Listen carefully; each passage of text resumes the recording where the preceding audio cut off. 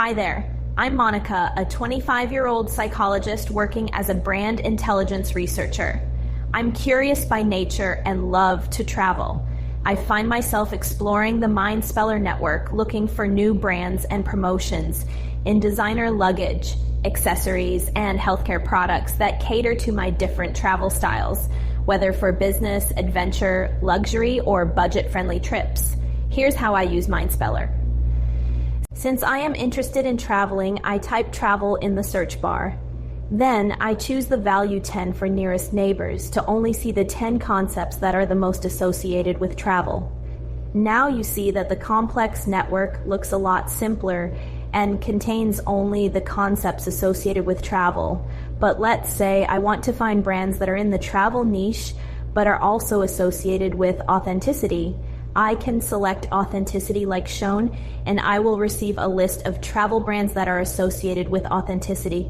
I can then click the links to their websites and explore if these brands are something that I feel aligned with.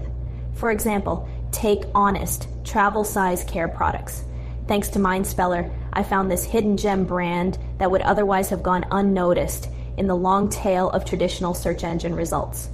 But that's not the only reason why I use Mindspeller. Mindspeller also allows its users to contribute to the network by sharing thoughts in exchange for discounts. By playing the Mindspeller game survey, you can move the brands around in the network. In the Mindspeller game, the challenge is to avoid Mindspeller from guessing the brand you have in mind, even though you have to enter your associations with your brand. Another way to earn credits is to write down 3 spontaneous associations you have with the concepts shown in your personal survey feed.